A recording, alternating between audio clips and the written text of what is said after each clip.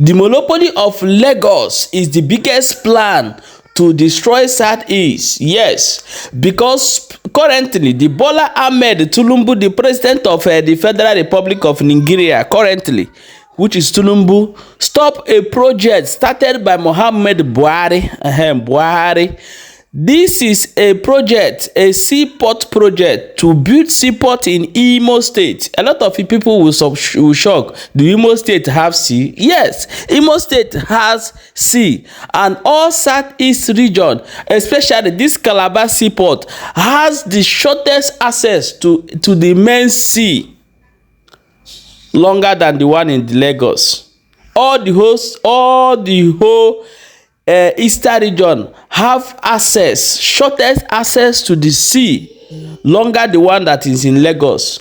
If a ship will come arrive in a Lagos seaport, like for example, in 2 hours, it will take them 1 hour or 1 hour 30 minutes to arrive in all the whole seaport in Southeast.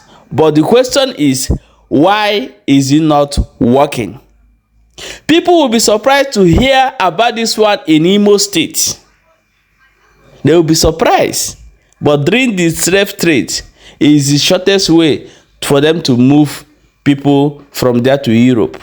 Let me play this video for you to watch, and before we come back and continue, stay tuned. Can someone tell me why Tinubu stopped Buhari's administration seaport project in Igbo land? In Imo State, to be precise. Yes, Buhari's administration flagged up, through the president of Osibanjo, flagged up a deep sea project for seaport that will sustain the Southeast business, and only for Tinubu's administration to come, they stopped that project. Why did Tinubu stop the seaport project in Igbo land? Stay with me in this video as we unfold what transpired. Orash is a river of the lower Niger River Basin and a tributary of Uguta Lake, southeastern Nigeria. The river takes off 183 miles above mean sea level. Despite its historic and economic importance to the southeast region, it has remained undeveloped by successive administration. With the flag off of its dredging into the Atlantic Ocean, it will open up the economic hub of Uguta, Ohajebema, and other parts of the southeast region. The project will promote trade and investment and spur growth in multiple sectors, including shipping, manufacturing, agriculture, and also offer numerous opportunities for the people. But the good news doesn't end there. The president only a few days ago granted Governor Hope Uzodima's request to declare Oguta, Ohaji, Egbema, and environs as an oil and gas free trade zone. What we are doing here today is to sow the seeds of unquantifiable employment and economic opportunities for the future. And this project alone can make the Southeast region a robust, self-sufficient economy. And there is no better time to do this than a time like this, when our economy is in urgent need of diversification. Some other speakers talked about the importance. One of the most useless politicians in Nigeria are from Igbo land. This is the reason why I'm saying this, and if you can listen to this video to the end, you would understand my concept and agree with me that they are more useless than you think. Now, during the slave trade, I read some books that this Ogunta River in Imo State, they used to carry slaves from there straight to America, because the river there have a local port that they used to, ship human beings in the name of slaves to Europe and to America, direct from there to Imo State. Now, this port, during the Nigerian Civil War, I also read a book on how the British, that place was one of the places they told Gowon that Ojukwu could start importing arms from there. So a lot of things about the port. I call it port because it has, a place like a depot where you can drop things. The place is very big. You can go straight from there to Atlantic Ocean. Stay with me, I'm coming. Every now and then, they talk about the development of Igbo land. development of Igbo land. Now, before Buhari administration ends, stay with me. Before Buhari administration ends, Professor Yemi Osibanjo, the former vice president of Nigeria, came to Imo State. He came to Imo State and they flagged up a project worth 6.3 billion naira. 6.3 billion naira. Whether is it naira or dollars? I think it's naira. Yes, 6.3 billion naira. What is the project all about? To develop these ports. Osibanjo said it by himself that these ports leads to Atlantic Ocean Straits. Now, I am going to tell you people why I say politicians in Igbo land, most of them are very, very useless. They don't like their people, they hate their people, and they want power, they want to remain in power.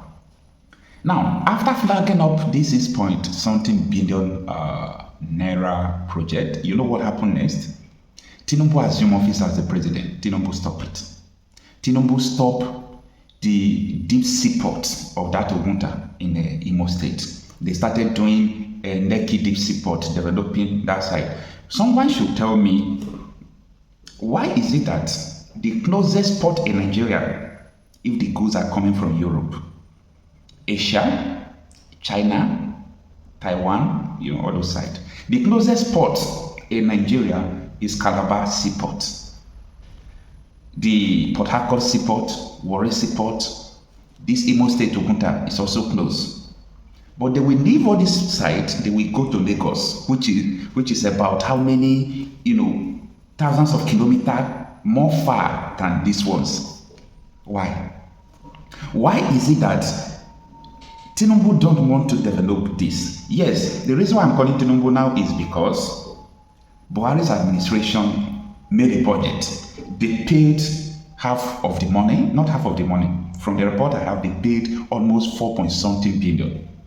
What are they going to do there? This place already exists. It's all about developing it and let it start functioning.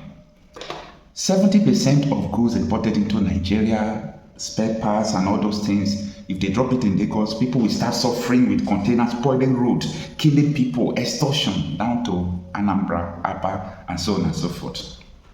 Sometimes when Igbos talk about marginalization, people don't understand what they meant. Now, I used to see politicians like Ojus Okano, Deputy Speaker of House of Rep, yes. These people always used to come out that I am number 6. If you see the Deputy Speaker House of Rep saying that I am number 6 in Nigeria, I want to make sure that Abia will turn to APC. Is that what Igbos want? Is that what your people want? That in your present, money budgeted for seaport for the development of your people are business people. So the money budgeted for the seaport was embezzled, the project stopped, and all of you are keeping quiet. And you see the reason why your people don't want your people, they don't want politics, because they see that your people colluded with the powers that be. And that is why I say, when we are talking about the problem of Nigeria, every tribe, every region is involved. I don't know this region, as far as I'm concerned, all the whole region, they are the problem. The Igbos, the South, the Southwest, the North, the North Central, everywhere, all of them are the problem. No, how could it be? When Osibanjo came to flag off the project, people were happy. That, wow, since this administration have the mind to come and do this, they want the development. Now, Tinubu said he have created Southeast Development Bill and so on and so forth. I want to tell you people something. Politics is deep. It's deeper than you think. Like me, nobody born of man can deceive me. Nobody born of... See, what is not necessary is what they are going to do. That is the edit. They already know what they are doing. They will come out and tell you what they want to tell you, what you want to hear. That is what they want to tell you. Forget about Southeast development, Southeast, that you people are wasting your time. What these people need is not governmental. If, for example, when Nnamdi Kanu started agitating, I was following Nnamdi Kanu. He was talking about restructure Nigeria. Why is it that no Southeast functioning in the Southeast? And that time, you can't do anything, port without federal government approval. And even to this present, if you say you want to do it, they'll say, go ahead and do it. Underground, they will frustrate you. Abuja is against the people. This is the problem that is going on. The other time they said that seaport in Port Harcourt that it have started, yes, everybody, was happy. But after some time, they said they shut it. They shut it down.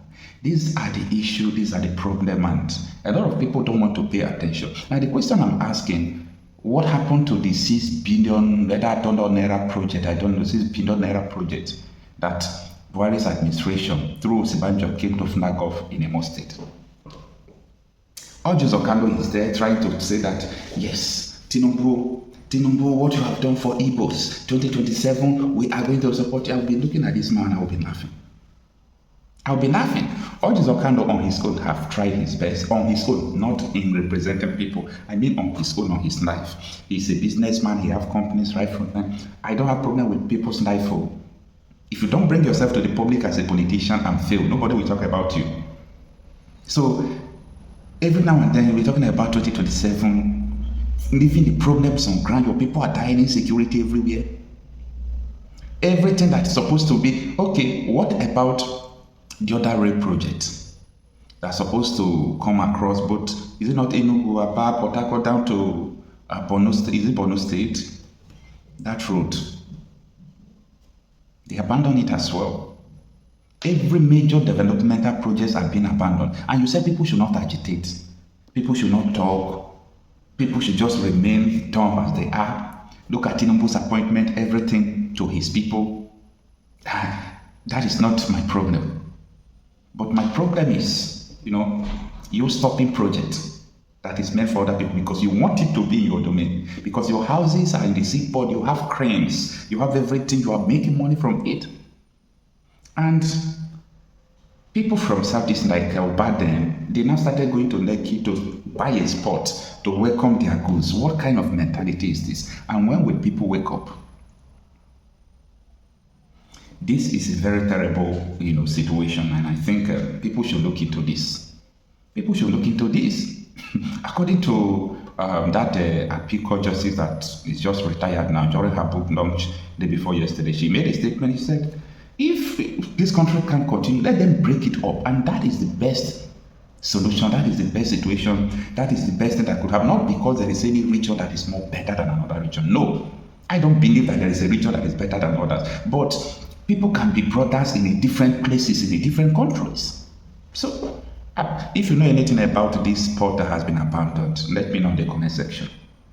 How do you build an economy when the smallest state by landmass that has the highest per capita income with the highest population has the only functioning seaport in Nigeria, while everybody else is left to go home and dry? It doesn't make sense. This is the reason why I'm saying to the president that it is economic injustice and Nigeria is structurally skewed to favor Lagos economy. I don't know what the Southeast Governors Forum are doing. I don't know what they discuss when they meet, but there are critical areas that we must address. The Southeast, yes, is the only region that does not have a high pressure gas transmission pipe to take natural gas through it. What exactly is wrong that it seems that there is like a calculated power share between the Northwest and the Southwest, and until every other region in Nigeria gets permission from the Northwest and the Southwest, nothing happens in their region. It doesn't make any sense. How can Mr. President be talking about renewed hope and economic transformation and increase in the per capita income of Nigerians and prosperity for Nigerians about building a $1 trillion economy when everything is centered around Lagos? Somebody imports a 40-foot container from Guangzhou to Lagos, and it will cost him 5 or 6 million naira to truck it to Aba. And you don't expect that he's going to pass on that inflation cost to the people, considering the fact that we don't have standard gauge rail lines that extend horizontally from the southwest to the southeast. It's marginalization, economic marginalization, and we have to speak truth to power. Lagos is a city of about 18 to 20 million people. We don't really know accurate census in Nigeria because, we've not had a real census in a very long time. But let's just say Lagos is a city of about 18 to 20 million, occupying 30,527 square meters. I think which is the smallest landmass in Nigeria. It has a GDP of over $4,500. per capita, when you look at it in real times, compared to the per capita of Nigeria of about 2,520 US dollars. The question now becomes, of the 6 different ports in Nigeria, Warri, Onne, Calabar. Calabar, by the way, was the first deep sea port in Nigeria because Calabar was the first federal capital of Nigeria. Apapa, Tinkan, you know, how many of them are operational?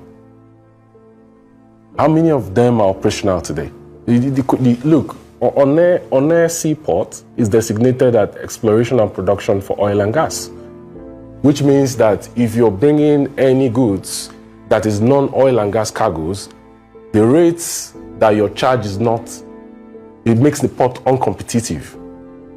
So if you bring a car through Onne, you're going to pay more as compared to what you pay in Lagos, which means that Lagos will be the preferred seaport for bringing in cars and every other cargo. And cars, by the way, are one of the major imports Nigeria that constitutes a share of our major imports, especially from the US.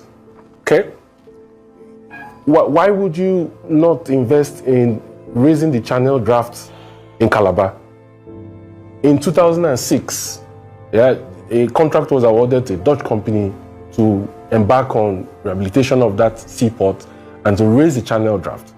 The government had issues with the company over contract variation costs, and that lingered for a long time. When the government attempted to go back to do it, the company says that you cannot, and the case was in court. In 2022, that case was taken out of court for out-of-court settlement.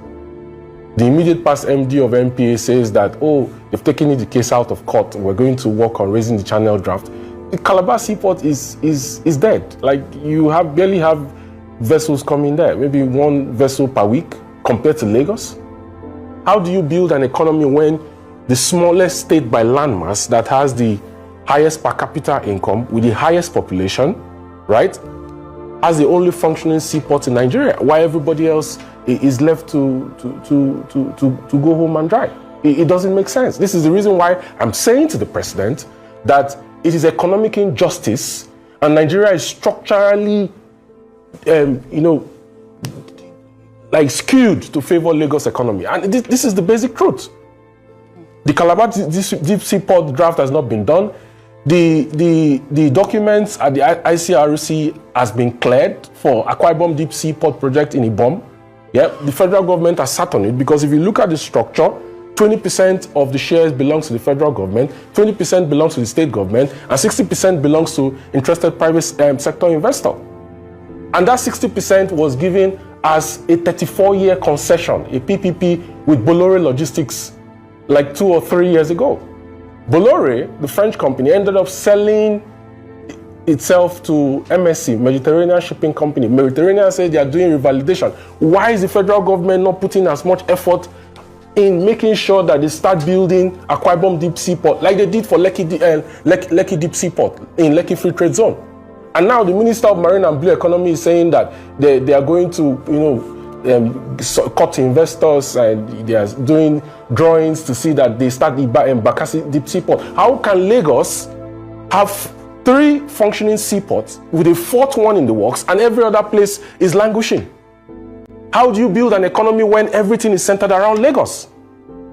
Is it because the Lagos establishment is afraid that if there is an operational seaport in the Eastern Maritime Flank, which geographically is better for maritime operations, you're going to have diversion of port operations from the southeast, the south-south, the northeast to Akwa Ibom? Is it because they're afraid of revenue losses? It doesn't make any sense. We have to say the truth to power.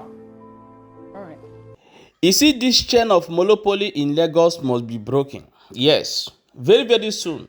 Because I see that people are waking up, realizing that Lagos cannot be a center of everything. Why will I ship from Europe to Lagos? Do I live in Lagos? Do I have anything in Lagos? The same people will have the God to tell people to leave Lagos. Why my goods will come to Lagos? So why wouldn't I come to Lagos? So the businesses of Ndi Igbo need to ship nearby in Imo State, that in Calabar, in Port Harcourt, Why are we going to Lagos to clear our goods? Then you will pay up to 6 million to take it from from Lagos to your state where you are going in Southeast. All these things have to end. This chain of monopoly must be broken in Nigeria. Everybody should rise up and stop this nonsense once and for all. The Yoruba are busy spreading what are they calling tribalism everywhere, instigating Igbo people, insulting Igbo people, going out all over the world trying to plot and hate on Igbo people. Why they are the main problem of Nigeria. I better share this video and drop your own opinion in the comment section.